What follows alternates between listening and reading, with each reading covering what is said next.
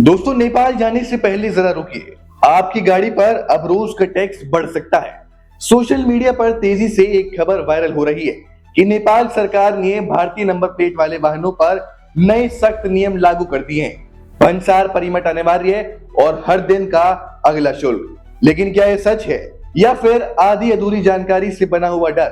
आज हम करेंगे इस खबर का पूरा फैक्ट चेक, जानेंगे असली नियम क्या है और आपको नेपाल जाने से पहले किन बातों का ध्यान रखना बेहद जरूरी है। अगर आप अपनी बाइक या कार से नेपाल जाने का प्लान बना रहे हैं तो यह खबर आपको झटका दे सकती है। नेपाल में अब भारतीय नंबर प्लेट वाले वाहनों पर सख्ती, दैनिक शुल्क और भंसार परमिट अनिवार्य। लेकिन सवाल ये है, क्या ये सच में नया नियम है या सिर्फ डर फैलाने वाली खबर? भारत और नेपाल दो ऐसे देश जहां बिना वीजा लोग आ जा सकते हैं। खुली सीमा, सांस्कृतिक रिश्ता और पर्यटन का मजबूत कनेक्शन। हर साल हजारों भारतीय अपनी बाइक कार लेकर नेपाल जाते हैं। लेकिन हाल ही में सोशल मीडिया पर एक खबर वायरल हुई। नेपाल ने भारतीय वाहनों पर नए नियम लागू कर दिए और यही खबर अब लोगों में भ्रम और डर फैला रही है। आज हम करेंगे पूरा फैक्ट चेक, असली नियम क्या है और क्या सच में यात्रा महंगी हो गई है। जब आप भारत से नेपाल अपने वाहन से जाते हैं तो सबसे पहले आपको बॉर्डर पर जाना होता है। यहाँ आपको लेना होता है भंसार परमिट। ये एक तरह का कस्टम परमिट है जो नेपाल सरकार देती है। इसके बिना आप नेपाल में वाहन नहीं चला सकते। ये नियम आज का नहीं, कई सालों से लागू है। अब बात करते हैं उस फीस की जो सोशल मीडिया पर वायरल हो रही है। 2 पहिया वाहन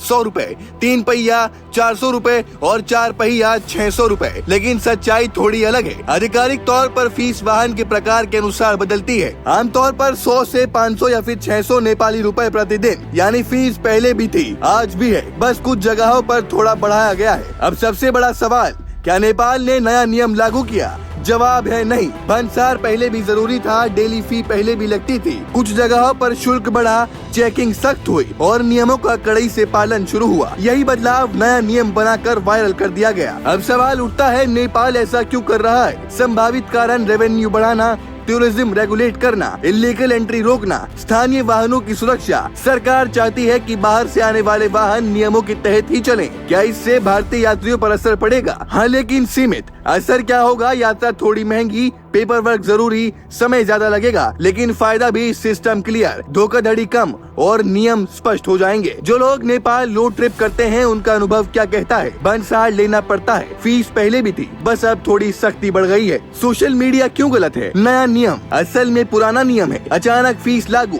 बल्कि फीस पहले से है। भारत विरोधी कदम, सामान्य प्रशासनिक बदलाव। क्या नेपाल भारतीय पर्यटकों को रोकना चाहता है? क्या ये आर्थिक दबाव है? क्या ये भविष्य में और सख्त होगा? क्या भारत भी ऐसा कर सकता है? ये कदम एंटी इंडिया नहीं है, बल्कि पॉलिसी नॉर्मलाइजेशन है। नेपाल अपनी इकोनॉमी और बॉर्डर सिस्टम को स्ट्रक्चर्ड बनाना चाहता है। वायरल खबर सिर्फ आधा सच है, असली सच पुराना नियम और हल्का बदलाव। अगर आप नेपाल जाने का प्लान बना रहे हैं तो डरिए मत, बस नियम समझिए।